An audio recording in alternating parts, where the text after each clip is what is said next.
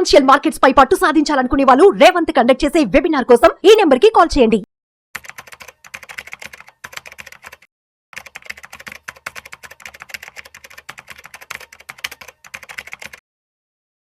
Welcome to Vishnu talks. నేను విష్ణు, ప్రస్తుతంతో పాటు NIS and Crizal certified wealth manager Revanth Chalamala ఉన్నారు. వారితో మాట్లాడదాం. నమస్తే రేవంత్. నమస్తే sir. Revanth, welcome to Vishnu talks. Thank you. So Revanth, ఒక కేస్ స్టడీ గురించి మాట్లాడుకుందాం. ఒక real time case study. Sure. మాకు తెలిసిన ఒక అంకుల్, మా ఫ్యామిలీ ఫ్రెండ్, ఒక ఫార్మా కంపెనీలో మంచి పొజిషన్ లో ఉన్నారు, జనరల్ మేనేజర్ పొజిషన్ లో ఉన్నారు. ఓకే. సో ఆయన ఒక 1.5-2 years తర్వాత ఆయన రిటైర్మెంట్ తీసుకుందాం అనుకుంటున్నారు. ఓకే. సో నిన్న మా ఇంటికి వస్తే కలిసి మాట్లాడుకున్నాము. సో ఏంటి అంకుల్, అంటే రిటైర్మెంట్ తర్వాత ఏమైనా ప్లాన్స్ ఉన్నా ఏంటి అన్నప్పుడు ఆయన చెప్పారు, ఏం లేదు విష్ణు, నాకు ఒక 50 lakhs వరకు వస్తుంది. అంటే ఆ కంపెనీలో చాలా ఏళ్ళ నుంచి పనిచేస్తున్నాను. ఒక 50 లక్షల వరకు నాకు అమౌంట్ వస్తుంది. నేను దాచిపెట్టుకున్న డబ్బులు అన్నీ కూడా ఒక 50 లక్షల వరకు ఉన్నాయి. సో అవి తీసుకెళ్లి మ్యూచువల్ ఫండ్స్ లో ఇన్వెస్ట్ చేసేస్తాను. సో SWP యాక్టివేట్ చేసుకుంటాను. సో రూపాయి వడ్డీ చొప్పున 12%, నెలకు ఒక 50,000 రూపాయల వరకు నేను SWP పెట్టుకుని డ్రా చేసుకుని ఖర్చులు పెట్టుకుంటాను. హ్యాపీగా మన వాళ్ళు మనవరాలతో హ్యాపీగా టైం స్పెండ్ చేద్దాం అనుకుంటున్నాను అని చెప్పారు. సో మరి ఇప్పుడు ఆయన తీసుకున్న డెసిషన్ అనేది అది అంటే కరెక్ట్ అంటారంటే ఓకేనా అది? సో SWP అనేది చాలా మందికి ఒక ప్రోడక్ట్ అయిపోయింది. సో బేసిక్ SWP అంటే ఏంటి? అదొక ట్రాన్సాక్షన్ విధానం అంతే. డబ్బులు డబ్బులు వెనక్కి తీసుకునే మోడ్ అంతే, విత్డ్రా చేసుకోవడం. ఎగ్జాక్ట్లీ. ఇప్పుడు SIP అంటే ఏంటి? మంత్లీ మనం పెట్టేది. SWP అంటే ఏంటి? పెట్టిందని మంత్లీ బయటికి తీసేది. అంతే. జస్ట్ మనం అక్కడ ట్రాన్సాక్షన్ యాక్టివేట్ చేస్తాం. ఈవెన్ FD లో కూడా ఉంటుంది కదా అదే ఆప్షన్, ఇంట్రెస్ట్ పే అవుటా లేకపోతే అక్యుములేట్ అవుతూ పోవాలా అని. In the same way SWP అనేది జస్ట్ ఒక ప్రోడక్ట్ మాత్రమే. ఫైనల్ గా మనం యూజ్ చేసే టూల్ ఏంటి? Mutual fund. ఓకే. సో ఈ మ్యూచువల్ ఫండ్ అనేది దేనికి డైరెక్ట్ ప్రోడక్ట్? స్టాక్ మార్కెట్ కి ఇది ఒక డైరెక్ట్ ప్రోడక్ట్. సో ఇందాక మీరు చెప్పినప్పుడు మరి కొన్ని అంశాలు చెప్పారు. ఏంటది? 12% రిటర్న్ వస్తుంది. నేను సో వర్స్ట్ కేసులో నెలకి 50,000 విత్డ్రా చేసినా కానీ నేను స్టేబుల్ గా ఉంటాను అని. అది కేవలం ఇప్పుడు మీరు చెప్పిన మీ అంకుల్ దగ్గర నుంచే కాదు, నేను నా దగ్గరకు వచ్చినటువంటి వాళ్ళ దగ్గర నుంచి కూడా చాలా మంది దగ్గర నుంచి విన్నాను. ఏముందండి, సింపుల్ గా పెట్టేస్తే 12% రిటర్న్ మినిమం గ్యారంటీ కదా, 12% రిటర్న్ తోటి హ్యాపీగా బతికేయచ్చు కదా, ఏముంది దానికి ప్లాన్ అవసరమా అని చెప్పేసి. సో ఇక్కడ మనం అర్థం చేసుకోవాల్సింది ఏంటంటే SWP అనేది విత్డ్రావల్ మెథడ్ అంతే. కానీ ఆ విత్డ్రావల్ మెథడ్ ఎందులో ఉంది? మ్యూచువల్ ఫండ్స్ లో ఉంది. మ్యూచువల్ ఫండ్స్ అనేది స్టాక్ మార్కెట్ కి లింక్ అయి ఉంటుంది. సో బేసిక్ గా మనకి ఈ పర్టికులర్ SWP మెథడ్ కి సంబంధించి కొన్ని అండర్స్టాండింగ్స్ అనేవి సరిగ్గా లేవు. ఓకే. సో బేసిక్గా ద మోస్ట్ కామన్ మిస్టేక్స్, అంటే కామన్ గా తప్పుగా ఆలోచించే అంశాలు ఏంటి అని అంటే, కన్సిస్టెంట్ గా 12-15% యాన్యువల్ రిటర్న్ ఇస్తుంది. ఇది ఒకటి ఫస్ట్ అజ్యూమ్ చేస్తూ ఉంటారు. అండ్ రిటర్న్స్ అనేవి ఇట్లా వెళ్తూ ఉంటాయి. అండ్ దాంతో పాటుగా ఒక గ్యారెంటీడ్ ఇన్కమ్ లాగా వస్తూ ఉంటుంది. సో నిజంగా మ్యూచువల్ ఫండ్స్ లో ఇట్లా లీనియర్ గ్రోత్ కానీ గ్యారెంటీడ్ ఇన్కమ్ కానీ పాసిబుల్ అవుతుందా? ఖచ్చితంగా ప్రతిసారి 12-15% రిటర్న్ అనేది మార్కెట్లో సాధ్యం అవుతుందా? సో బేసిక్ ఇవన్నీ కూడా దీన్ని ఏమంటామనంటే మనము రీసెన్సీ బయాస్ అని అంటాం. ఈవెన్ మనకి MFD ఎగ్జామ్ రాసేటప్పుడు కూడా సిలబస్ రాసి ఉంచుతారు. సహజంగా క్లయింట్స్ బిహేవియర్ ఇలా ఉంటుంది రీసెన్సీ బయాస్ తోటి. వాళ్ళు రీసెంట్ గా జరిగిన దాన్ని చూసి ఇక మీదట కూడా అదే విధానంలో మార్కెట్ అనేది రిపీట్ అవుతుంది అని చెప్పేసి అనుకుంటారు. ఇది రీసెన్సీ బయాస్. ఇన్ జనరల్ గా ఈ విధానంలో మిస్టేక్స్ చేస్తారు అని చెప్పేసి మ్యూచువల్ ఫండ్ డిస్ట్రిబ్యూటర్స్ ఎగ్జామ్ లో కానీ వీటన్నిటిలో క్వశ్చన్స్ అడుగుతారు, ఏ విధానంలో మిస్టేక్స్ చేస్తారని. అంటే అది ఆ పద్ధతిలో సిలబస్ లో ఉంది అని అంటే ఖచ్చితంగా అది మిస్టేక్ చేస్తున్నారు అనే కదా. ఇన్వెస్టర్ సైకాలజీ ఈ విధానంలో మిస్టేక్ చేస్తున్నారు. కానీ ఇక్కడ మనం అబ్జర్వ్ చేసుకోవాల్సిన విషయం ఏంటి అని అంటే, సో రియాలిటీ ఆఫ్ ఇన్వెస్ట్మెంట్స్ గురించి మనం కొంచెం తెలుసుకోవాలి. అసలు ఈ ఇన్వెస్ట్మెంట్ టూల్ గురించి కొన్ని రియాలిటీస్ తెలుసుకోవాల్సిన అవసరం ఉంది. ఎస్, నిజమే. వెన్ కంపేర్ టు FDs కానీ అదర్ ఇన్స్ట్రుమెంట్స్ తో కంపేర్ చేస్తే మ్యూచువల్ ఫండ్స్ అనేది కంపారిటివ్లీ కొంత హై రిటర్న్స్ ఇవ్వడానికి దానికి పాసిబిలిటీ అయితే ఉంది. కానీ ఇక్కడ గుర్తుపెట్టుకోవాల్సింది ఏంటి, మనకి ఇది మార్కెట్ సైకిల్స్ కి లోబడి ఉంటుంది. బుల్, బియర్, కన్సాలిడేషన్ వీటన్నిటికీ కూడా మనకి అది లోబడి ఉంటుంది. దాంతో పాటుగా ఎకనామిక్ యాక్టివిటీ మీద ఎక్కువగా డిపెండ్ అయి ఉంటుంది. అండ్ దాంతో పాటుగా మనకి అదొక consistent return year on year ఇస్తుందంటానికి కూడా గ్యారంటీ లేదు. సో బేసిక్గా ఈ రియాలిటీని మనం కొంతవరకు అర్థం చేసుకుంటూ మార్కెట్లో మనకి ఎప్పుడు కూడా ఇది లీనియర్ బిహేవియర్, అంటే ఇట్లా కన్సిస్టెంట్గా ఇదే విధానంలో ఉంటుందంటానికి లేదు. మనం ఆన్లైన్లో ఓపెన్ చేసి ఏమైనా క్యాలిక్యులేటర్స్ కొట్టినప్పుడు సహజంగా ఆన్లైన్ క్యాలిక్యులేటర్స్ ఏం చేస్తూ ఉంటాయి, ఒక లీనియర్ బిహేవియర్ని మాత్రమే చూస్తూ ఉంటాయి. అంటే ఇట్లా కన్సిస్టెంట్గా రిటర్న్స్ వస్తూ ఉంటాయి అని. కానీ బిట్వీన్ ఎక్కడి నుంచి, ఫర్ ఎగ్జాంపుల్ ఇప్పుడు 2025లో మొదలు పెట్టారు, ఆయనకు 2055 వరకు ఇంకా నెక్స్ట్ 30 yearsకి ప్లాన్ ఉందనుకోండి, అక్కడ లీనియర్ బిహేవియర్ మాత్రమే ఉండదు. అక్కడ మధ్యలో స్పైక్స్ ఉంటాయి, మార్కెట్ స్టాగ్నెంటేషన్ ఉంటుంది, మార్కెట్ కరెక్షన్ పీరియడ్ ఉంటుంది.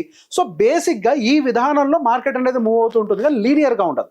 సో ఎప్పుడైనా మనం చరిత్రను గమనించినప్పుడు 1992 అనుకుంటా, 1992 వరకు కూడా మంచి స్పైక్ ఇన్ మార్కెట్ అనేది జరిగింది. ఆఫ్టర్ 1992 దగ్గర నుంచి మనకి 2020 వరకు మార్కెట్స్ అనేవి పెద్ద ఎత్తున హ్యూజ్ రిటర్న్స్ అంటూ డెలివర్ చేయలేదు. ఇంతకు ముందు కూడా నేను చాలాసార్లు చెప్పాను, సహజంగా ఈ సడన్ స్పైక్ రిటర్న్ అనేది 20 ఏళ్లకు ఎప్పుడుకో ఒక్కసారి జరుగుతూ ఉంటుంది. 2020 తర్వాత ఇప్పుడు మళ్ళీ ఒక రిటర్న్ అనేది జరిగింది. మనం క్యాలిక్యులేటర్స్ యూస్ చేసేటప్పుడు కొంతమంది ఏం చూపిస్తారు, సిన్స్ ఇన్సెప్షన్ అని చెప్పి 1970 డేటా, ఎప్పుడు పాత అన్ని కూడా తీసి చూపిస్తూ ఉంటారు. సో బేసిక్గా అంతకుముందు ఒక బుల్ రన్ వచ్చింది, 1990 తర్వాత దగ్గర నుంచి మళ్ళీ బుల్ రన్స్ ఆగిపోయినాయి. దాదాపుగా 20-25 సంవత్సరాల వరకు కూడా మనకి గట్టిగా నిఫ్టీ, సెన్సెక్స్ లాంటివి ఇవన్నీ కూడా ఒక స్టేబుల్ రిటర్న్ మాత్రమే ఇచ్చాయి. 10% ఇలా మాత్రమే ఇలానే మాత్రం డెలివరీ చేసాయి. మళ్ళీ 2020 కోవిడ్ తర్వాత మాత్రమే మనకు ఒక స్పైక్ వచ్చింది. కానీ క్యాలిక్యులేటర్స్ మనం యూజ్ చేసేటప్పుడు అది ఏం చేస్తుంది, ఇప్పుడు వచ్చిన స్పైక్ని క్యాలిక్యులేట్ చేస్తుంది, 1992 కంటే ముందుండే స్పైక్స్ని క్యాలిక్యులేట్ చేస్తుంది, మొత్తం క్యాలిక్యులేట్ చేసి ఒక లీనియర్ రిటర్న్ మీకు ఎస్టిమేషన్లో ఇస్తుంది. కానీ ఇక్కడ నిజం ఏంటి, మన జీవితం ఏమన్నా చరిత్ర అంటే మ్యూచువల్ ఫండ్ చరిత్ర ఉన్నంత వరకు ఉంటుందా? కాదు కదా, మనం మధ్యలో వస్తాం. మ్యూచువల్ ఫండ్ మనం పుట్టక ముందు ఉంది, మనం పోయిన తర్వాత కూడా ఉంటుంది. క్యాలిక్యులేటర్ వాడేటప్పుడు మొత్తం చరిత్ర ఉంటుంది.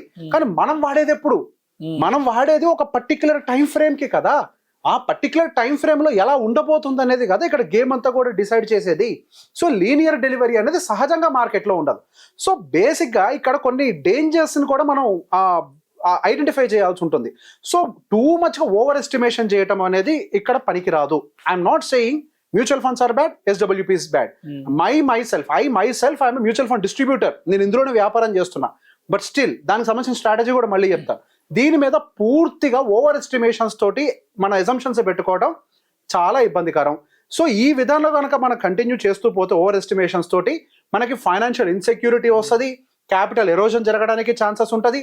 ఇవన్నీ కూడా మార్కెట్ డౌన్ ట్రెండ్స్లో ఉన్నప్పుడు ఎక్కువ ప్యానిక్, పర్టికులర్ కూడా ఆ ఏజ్ అటువంటిది. కొంతవరకు సహజంగా వయసు పెరిగే కొద్దీ ఆ చాదస్తంతో పాటుగా అందరికీ వచ్చేదే, చాదస్తంతో పాటుగా ఇన్సెక్యూరిటీ కూడా బిల్డ్ అవుతుంది. ఆ ఇన్సెక్యూరిటీలో మరింత భయాలు కూడా క్రియేట్ అయ్యి ఆరోగ్యం కూడా పాడే అవకాశాలు ఉంటుంది. సో బేసిక్గా దీని గురించి ఇప్పుడు మనం ఏం చేయాలి అని అంటే ఒక బ్యాలెన్స్డ్ రిటైర్మెంట్ స్ట్రాటజీని బిల్డ్ చేయాల్సిన అవసరం ఉంది. సో ఇన్కమ్ డైవర్సిఫికేషన్ అనేది ఇక్కడ చాలా అవసరం అనమాట. ఇన్కమ్ డైవర్సిఫికేషన్ ఏంటంటే ఇప్పుడు కంప్లీట్గా ఈక్విటీలో పెట్టడం కాదు, ఇక్కడ నుంచి నెక్స్ట్ 1 year మన ఏ ఇన్స్ట్రుమెంట్ నుంచి విత్డ్రా చేయడానికి ప్లాన్ ఉంది అంటే బాండ్ బేస్డ్ వాటిలోంచి విత్డ్రా చేస్తామా, లేకపోతే FD బేస్డ్ వాటిలో విత్డ్రా చేస్తామా, ఇట్లా నెక్స్ట్ 1 yearకి ఏంటి ప్లాను, ఈ 1 year ఫండ్ని మళ్ళీ రీఫిల్ చేసే ఫండ్ ఏది, ఎందుకు మనం విత్డ్రా చేసేది ఫస్ట్ ఈ 1 year ఫండ్లో నుంచే కదా, మళ్ళీ ఇది ఎప్పుడు కూడా రీఫిల్ అవుతూ ఉండాలి. ఈ 1 year ఫండ్ ఎప్పుడు కూడా ఎండ్ అవ్వకుండా.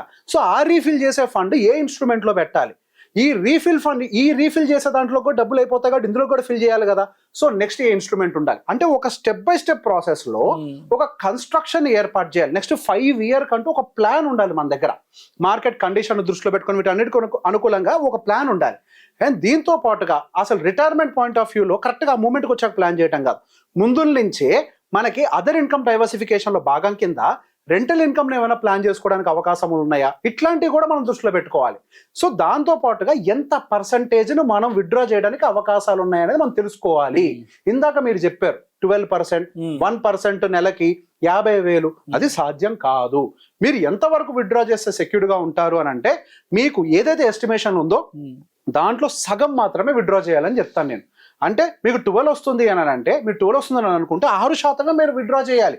అంటే 50 లక్షలు పెట్టుబడి పెట్టిన వాళ్ళు నెలకి 25,000 మించి తీయకూడదు. అంటే ₹1 వడ్డీ మాత్రమే విత్డ్రా చేయాలి.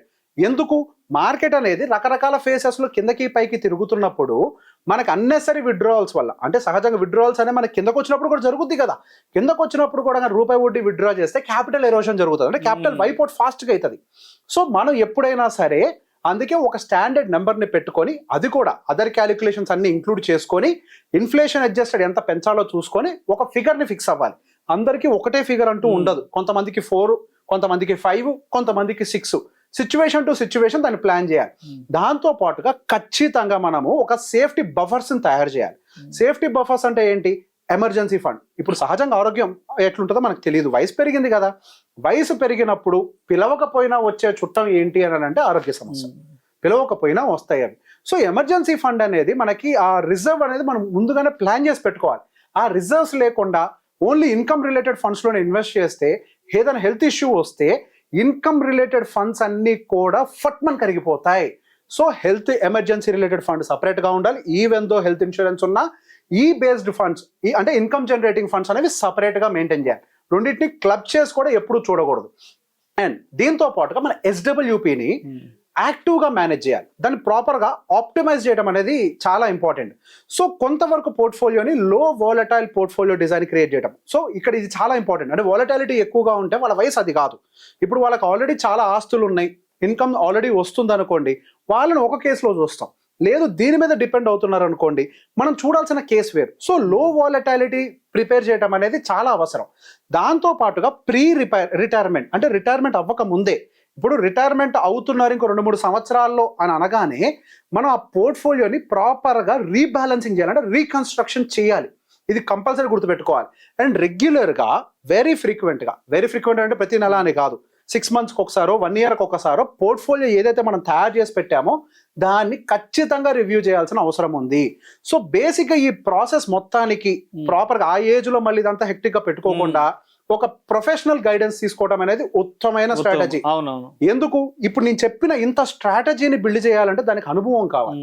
ఇంతకు ముందు దాన్ని ఇంప్లిమెంట్ చేసిందో లేకపోతే చదివిందో ఒక సైంటిఫిక్ అప్రోచ్ అనేది ఇందులో అవసరం. సో ఆ బేసిస్ లో మనం దీన్ని గుర్తుపెట్టుకోవాల్సిన అవసరం ఉంది. సో మనం ఖచ్చితంగా ఏంటి ఒక 5-year బఫర్ స్ట్రాటజీని మాత్రం ఖచ్చితంగా దృష్టిలో పెట్టుకోండి. సో మనకి ఏదైతే మనకి నెక్స్ట్ 5 years లో ఇందాక చెప్పాను కదండి, ఒక పెద్ద కుండ నుంచి చిన్న కుండకి, చిన్న కుండ నుంచి ఇంకా చిన్న కుండకి, అక్కడి నుంచి మనం తాగే రకంగా అంటే మనం వాడుకునే రకంగా ఈ చిన్న కుండలోకి నీళ్లు కంటిన్యూస్ గా ఫిల్ అవ్వాలి అంటే ఫస్ట్ 1 year, సెకండ్ కుండలోకి నీళ్లు ఫిల్ అవ్వాలి అంటే సెకండ్ ఇయర్ కి సంబంధించిన ఫండ్, ఆ పైన ఈ కుండలోకి ఎక్కడి నుంచి ఫిల్ అవ్వాలి. సో ఇట్లా ఒక 5-year బఫర్ స్ట్రాటజీని కనుక మనం ప్లాన్ చేసి పెట్టుకుంటే ప్రాపర్ గా మనకు కొంతవరకు అది అంటే సాఫీగా తీసుకెళ్లే అవకాశాలు ఉంటాయి. దాంతో పాటుగా టాక్టికల్ విత్డ్రావల్ స్ట్రాటజీని అయితే మనం వాడాల్సిన అవసరం ఉంటుంది. టాక్టికల్ విత్డ్రావల్ మెథడ్ అంటే ఏంటి? ఇప్పుడు మార్కెట్ అనేది బాగా పైన ఉంది అనుకోండి, ఎక్కడి నుంచి ఎస్డబ్ల్యూపీ యాక్టివేట్ చేయాలి, ఇది చాలా ఇంపార్టెంట్. నేను గుండు గుత్తా కింద ఇట్లా యాక్టివేట్ చేసేస్తా ఫండ్స్ నుంచి అంటే కుదరదు. మార్కెట్ పైన ఉంది, అప్పుడు ఎక్కడి నుంచి యాక్టివేట్ చేయాలి. మార్కెట్ కింద ఉంది, అప్పుడు ఎక్కడి నుంచి యాక్టివేట్ చేయాలి. ఏ టైంలో డెప్ట్ బేస్ ఫండ్స్ వాడాలి, ఏ టైంలో ఈక్విటీ బేస్ ఫండ్స్ వాడాలి, ఏ టైంలో మళ్ళీ ఈక్విటీ నుంచి డెప్ట్లోకి షిఫ్ట్ చేసి రిజర్వ్స్ని మెయింటైన్ చేయాలి. సో నేను యాక్చువల్గా చెప్పాలి అని అంటే ద మోస్ట్ డిఫికల్ట్ ఏంటి అని అంటే రిటైరీస్ ఎస్డబ్ల్యూపీని ప్లాన్ చేయడం చాలా కష్టమైన పని మార్కెట్లో. అంటే ఒక నార్మల్ పర్సన్కి ఒక పోర్ట్ఫోలియోని కన్స్ట్రక్ట్ చేసిన దానికంటే ఒక రిటైర్ అవుతున్న వ్యక్తికి పోర్ట్ఫోలియోని కన్స్ట్రక్ట్ చేయడం మోస్ట్ డిఫికల్ట్ ఛాలెంజ్గా నేను అనుకుంటూ ఉంటాను. ఎందుకు? దానికి చాలా హోంవర్క్ చేయాలి. ఎక్కడి నుంచి ఎక్కడికి రాబోతుంది అనేది ప్రతి ఒక్క ప్లాన్ని ప్రిపేర్ చేసి పెట్టాలి. ఎక్కడ ఫెయిల్ అయినా మన ఫ్యూచర్ మొత్తం డిస్ట్రాయ్ అయిపోతుంది. కాబట్టి ప్రతి ఒక్క దాన్ని ఒక పద్ధతిలో సిస్టమాటిక్ వేలో కనుక ప్లాన్ చేస్తే, yes, mutual fund is a beautiful product. SWP will give you income, but it has to be planned. Thank you so much, Revant. Most welcome.